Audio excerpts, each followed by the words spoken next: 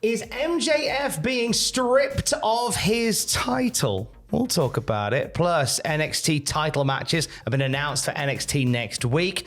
And an ex-WWE star was incredibly close to joining AEW. Find out who in the Cultaholic Wrestling News. We start with this just days before ROH Final Battle. You can listen to the media call of this on our podcast feed right now. But Tony Khan had a chat about all things ROH late last night.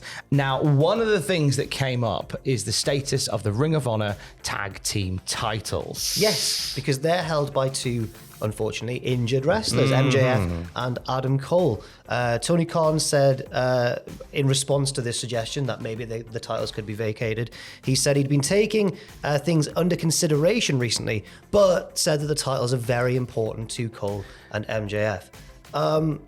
That's nice of him. It is nice of him, but the fact that they're at a point where Tony Khan has thought we need to get the belts off them, he's at least considered it. Yeah, so there is still those question marks over it, because we know that MJF is hurt and we know that Adam Cole is hurt for a long period of time, and there's something. It's almost like they're at a point now. Whilst I appreciate what they're doing by making the Ring of Honor tag champions, they're kind of holding the belts hostage now. It seems like you can't really build any tag teams in Ring of Honor, because the champions can't really defend them. You could barely defend them before. Exactly, and I quite enjoyed sometimes the story of MJF having to either defend them on his own in a handicap match or trying to scramble to find a mystery tag team partner.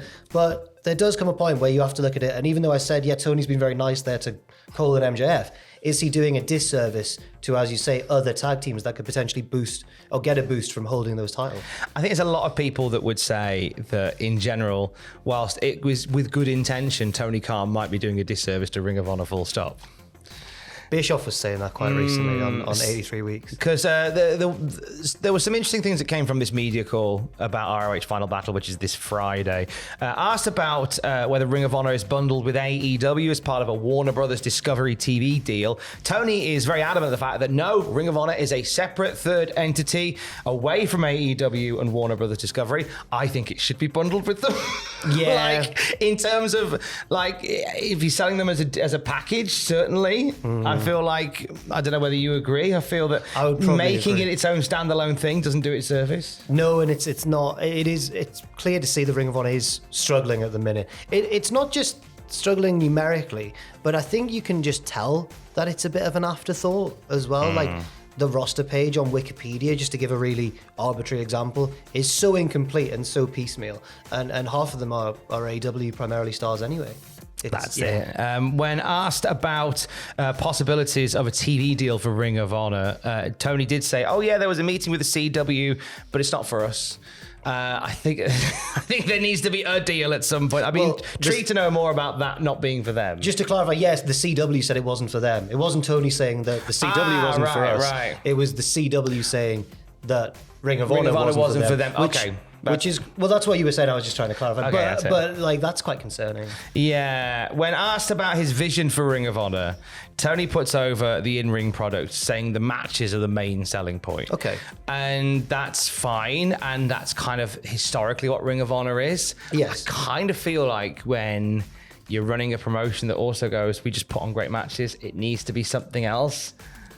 I don't mean to come across as being very unfair to the AEW Tony Khan vision of Ring of Honor, but I think this media call, one thing it gave me was the impression that they don't really know what they're doing. Yeah, and also I think that while you're right in what you said about Ring of Honor and that being its legacy, that being its history, the excellent work rate, I think one very clever thing they did was they used that framework to then allow certain heels maybe to step beyond the framework of a good sporting contest. And you had people like Kevin Steen or CM Punk who were great heels because they didn't adhere to the code of honor. They didn't treat it like a sporting contest. And that led to some of the promotion's most memorable moments ever. So yes, if you establish the in-ring work, but like you say, there's always got to be like a further spark or something. Yeah, that's it. When asked about Samoa Joe and dropping the ROH TV title, and said, was that, really? Was that the general question? Tony Khan said they considered him dropping the TV title to someone else, but they wanted him on AEW TV straight away, so they didn't. This one I have a bit of sympathy with him, I guess, because you needed to keep Joe strong for that storyline. I got very angry about this a few weeks ago. No, I'm not going to play that game again because life's too short. Okay. But I still think that you could have found somebody that Joe could have lost to and still looked strong. Fair enough. Keith Lee. If only you had a match with Keith Lee, that'd have been perfect. Don't forget about him. According to Tony as well, Final Battle is going to be an indicator if the pay-per-views stay on Honor Club. So that would suggest to me he's going to see what the buy rate does and see whether it's viable to keep them as part of the Honor Club package or whether they sell them separately, or basically kind of look at if there's a better way of doing them, a more financially, fiscally better way of doing them. If there's one thing that both AEW and Ring of Honor have done in 2023, despite being criticised for the weekly TV, or in Ring of Honor's case, the lack of attention paid to it, the pay-per-views have still delivered. Like, they can still put on really good shows, it seems, regardless of the build. Like, they just pull it out of the bag more often than not. I feel like you can't build a company on people putting amazing wrestling cards on out of spite. No, you can't. You totally can't. Which is my fear. But at the same time, I will still be paying attention to Final Battle, and I do think it's probably still going to be worth a watch. Particularly because of the story involving Athena and Billy Starks in the women's division. That's been built. That is one thing that's been built up pretty well. I think that's not only like easily the best feud in Ring of Honor, but I think some of the best telly that AEW has done, at least in the top echelon of stories they've told across the pantheon of AEW. I think the Billy Starks Athena stuff has been fantastic, which is positive proof of concept that you can tell these great stories on Ring of Honor. Yes. Because the Billy Starks Athena thing is fantastic, and that's headlining, and as it should. Yes. Absolutely, it should take the lion's share of the promotion to Final Battle. I'm sure you have your own thoughts on it. I heard somebody comparing it to WWE's purchase of ECW. And the final years of it being run before, even the schedule, like the fact that it was run, I think before SmackDown, they taped ECW in the big arenas. Like, this is not ECW. No, it's not. And I heard some people make connections to there. I mean, if you're a Ring of Honor fan and you're loving the product, please tell me how wrong I am in the comments down there. Please tell us what your thoughts are. That'd be amazing. Thank you. Let's go to NXT next week. Title matches. Yes, the new NXT North American champion Dragon Lee, who defeated Dirty Dominic Mysterio at last weekend's Deadline show. He's got his first title defense set for next week. He's going to defend that belt against one member of the newly named stable No Quarter Catch Crew, the NQCC. That's Drew Gulak and Charlie Dempsey's stable, also involving Miles Bourne and Damon Kemp, but he hasn't been around for a little while. So they haven't said which one Dragon Lee is going to be in there with, but it's going to be one of them. I think Dragon Lee obviously wins this. Yeah. I would think so. Yeah. Dragon Lee keeps on keeping on. I think it's unfortunate. I think this is probably the spot that Wesley would have inhabited. Yes. Including the feud with the former Catch Point with No Quarter Catch Crew, but.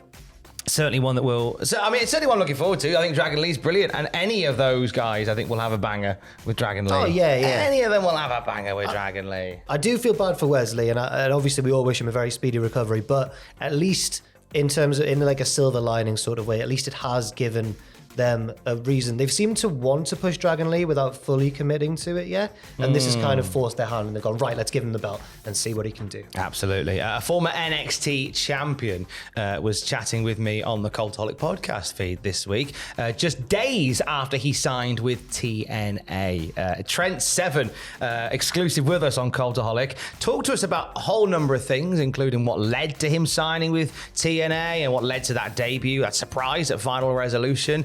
We talked about Black Country phenomena, orange chips. I erroneously said it was a Wolverhampton phenomena yesterday, and I got appropriately roasted by people from the Black Country. Sorry about that, Bab. You're not from the... So both where you're from? Well, Wolverhampton and the Black Country do orange chips. And but I claim they were an Wolverhampton speciality. But it's Black Country. It's Black Country that But you're Worcester... I said and they all fall under the umbrella of the West Midlands. Yes. Right. So let's just say they're Midlands and let's all move on with our lives. But one of the things that Trent Seven talked about was his brief appearance at AEW that came with the promise of more that didn't quite materialise. What did he say? Right. Well, I mean, he said it to you, but I can read it if you want. Well, you say as he said to me. I'll play him. Go on. There was one point. There was one point where it was incredibly close to inking something with AEW. He said, but sometimes things just don't work out, do they? Sometimes people are doing whatever they're doing backstage. You know, they're trying to plan a show and selling out Wembley. Sometimes some people's names fall to the bottom of the thinking pile, but so be it. I think that's fair enough. Yeah, I think it's something that a lot of people have been have called out in the fact that there's a lot of toys in the toy basket at AEW, and people do get lost in the shuffle a little bit sometimes. It would be impossible to showcase them all at the same time. Yeah, but Trent still says, I couldn't look back on the last 15 months and be prouder. The way it's all worked out, the peaks and the troughs, the ups and the downs, the constant testing, the amount of people I've seen, the countries I've been to. But now I feel like I found a home in TNA. He calls it a new lease of life as well. So we'll see more of Trent Seven when Impact becomes TNA next month. Yes, it's very soon. It's very, very soon. This is a long time coming. On the podcast feed today, not only can you listen to that Trent Seven interview, but I had a chat with Mace Madden, formerly Mate from Maximum Male Models. We had a chat a little while ago.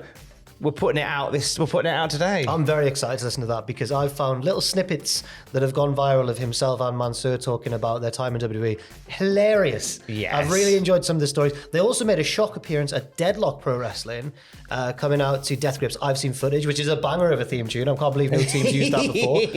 And the reception they got when they come through the curtains, spine tingling. I was like, oh, they're over. So I'm pleased for them. Over like Rover. And you can hear Mace Madden, as he's now known, choosing his 3 matches to watch while stranded on Cultaholic Island in an all-new desert island. Graps. That's on the podcast feed later today. And if you're a Patreon, it's there for you as well. And for the latest wrestling news throughout the day, check out cultaholic.com. Stay safe. Love you. Bye.